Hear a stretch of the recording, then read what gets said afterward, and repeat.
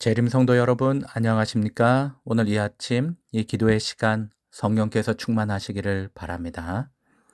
그리스도인의 삶은 성령께서 주관하시는 삶입니다. 우리가 신앙생활을 한다는 것이 단순히 종교적인 규칙을 지키는 것이 아니라 하나님께서 우리 안에 거하셔서 우리를 이끌어 가시는 삶을 우리가 살아가는 것입니다. 그래서 성령께서 우리에게 임하셔야 합니다. 성령께서 임하셔야지 우리의 삶이 달라지고 성령께서 우리 안에 거하셔야지 우리가 하나님을 알게 되고 의를 사랑하고 죄를 미워하는 마음의 동기가 시작됩니다. 성령께서 임하셔야지 우리가 순종을 하게 됩니다. 순종이라는 것은 억지로 만들어내는 것이 아니라 성령의 역사로 인해 자연스럽게 흘러나오는 열매입니다. 그래서 성령께서 오늘 우리의 삶에 날마다 끊임없이 임하셔야 하는 것입니다. 그런데 성경은 우리에게 분명하게 경고합니다. 우리는 언제든지 성령께서 주관하시는 삶에서 벗어날 수 있는 연약한 존재입니다. 성령을 슬프게 할 수도 있고, 더 나아가 성령의 음성에 둔감해져 마치 성령께서 부재하신 것처럼 살아갈 수가 있습니다. 그래서 사도 바울은 에베소 교회에 강력하게 권면합니다. 에베소서 4장 24절에 하나님을 따라 의와 진리의 거룩함을 지으신 받은 새 사람을 입으라. 새 사람을 입으라. 여기서 이 새 사람을 입으라라고 하는 말은 단순히 도덕적 결단이 아닙니다. 한 번 하고 끝내는 것이 아닙니다. 오늘 우리가 그리스도 안에서 새 사람으로 지음받은 그 정체성을 날마다 의식하며 살아가라고는 요청입니다. 그리고 바울은 이어서 성령께서 우리 안에서 근심하지 않으시도록 우리 삶을 어떻게 관리해야 하는지를 매우 구체적으로 말합니다. 에베소서 4장 26절과 27절에는 분노에 대해서 말합니다. 분을 내어도 죄를 짓지 말며 해가 지도록 분을 품지 말고 마귀로 틈을 타지 못하게 하라. 물론 성경은 분노 그 감정 자체를 죄라고 말하지 않습니다. 왜냐하면 예수님도 분노하셨습니다. 성전에서 상을 엎으셨습니다. 그러나 그 분노는 의분이었습니다. 곧 죄와 불의에 대한 거룩한 분노였습니다. 그러나 인간의 분노는 예수님의 분노와 매우 다를 수가 있습니다. 때론 우리가 의분을 한다고 하지만은 그 분노가 너무나 쉽게 변질될 수가 있습니다. 우리의 의분은 곧 상처가 되고 상처는 미움을 낳고 그 미움을 오래 품을 때 결국 마귀에게 틈을 내어주는 것입니다. 그래서 바울은 말합니다. 분을 내되 그 분을 오래 품지 말라라는 것입니다. 그 분노를 성령의 통치 아래 두라는 것입니다. 분노를 오래 품는 순간 성령의 역사는 약해지고 우리의 마음은 점점 굳어집니다. 그러므로 어떤 이 외부의 자극과 우리의 감정의 그 어려움이 왔을 때에 그러한 것들을 잘 흘려낼 수 있는, 떠내려 보낼 수 있는 그러한 우리의 마음이 되기를 바랍니다. 그래서 우리는 오늘도 성령을 구해야 하는 것입니다.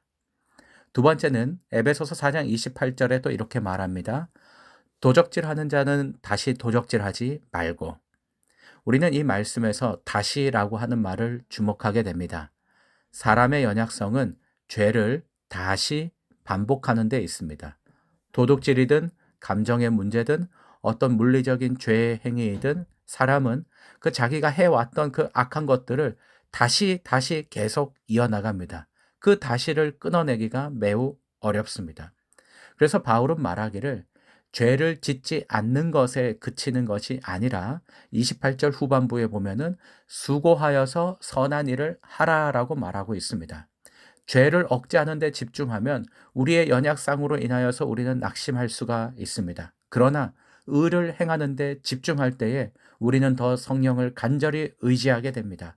그래서 성령은 우리를 단순히 죄에서 멀어지게 하시는 분이 아니라 선한 일을 함으로 우리의 삶을 채우시는 분이십니다. 세 번째는 에베소서 4장 29절에 말에 대해서 말합니다. 무릇 더러운 말은 너희 입 밖에도 내지 말고 오직 덕을 세우는데 소용되는 말로 선한 말을 하여 듣는 자들에게 은혜를 끼치게 하라. 우리의 말과 성령의 임재는 깊은 관련이 있습니다. 성령이 임하면 은혜의 말, 선한 말을 합니다. 그래서 우리는 우리의 말을 어떻게 할 것인가 그런 영적인 기준을 세워야 합니다. 여기 간단히 이 말씀을 드리면 이 첫 번째는 내가 어떤 말을 할 때에 그 말이 옳은 말인가 틀린 말인가 생각해 보는 것입니다. 틀린 말이라면 할 필요조차 없는 것입니다. 두 번째, 그 말이 옳은 말이고 그 말이 옳은 말이라면 그 말이 필요한 말인가 필요치 않은 말인가 보는 것입니다. 그 말이 옳은 말이고 옳은 말이라도 불필요한 말이라면은 할 필요가 없는 것입니다. 그리고 세 번째입니다. 친절하게 말할 것인가 그렇지 않은가. 필요한 말이라도 내가 그 말을 함에 있어서 친절하게 할 수 없으면 하지 않아야 합니다. 하지 않아도 괜찮습니다. 성령께서 우리의 입술을 주장하실 때에 우리의 말은 상처가 아니라 은혜의 통로가 될 수 있습니다.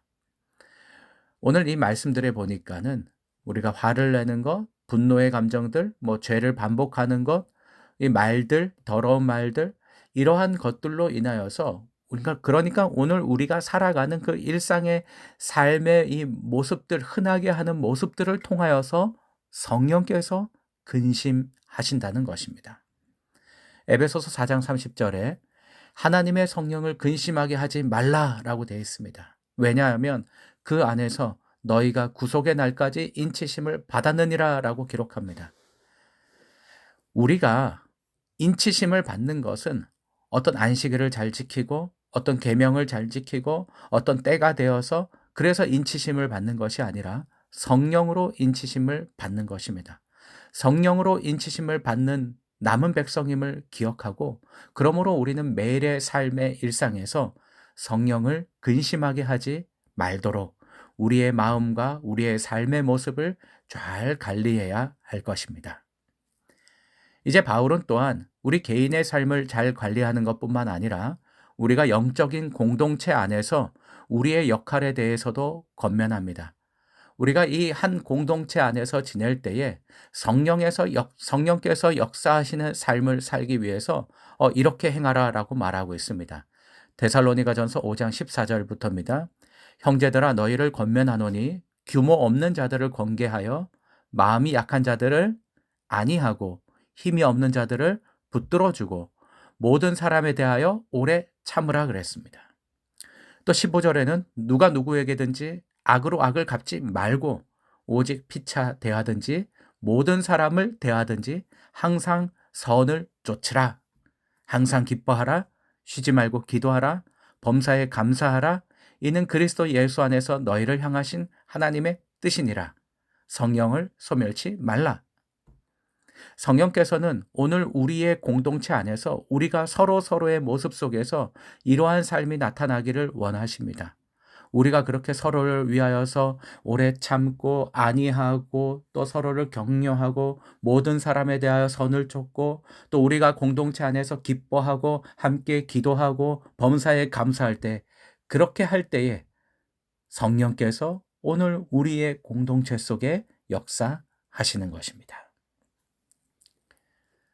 때로는 우리의 삶이 바쁜 일상에서 성령을 잊기도 하고 때로는 죄로 인하여서 넘어지기도 하고 여러 이 세상의 바람들로 흔들려서 우리가 실패할 때가 많이 있습니다.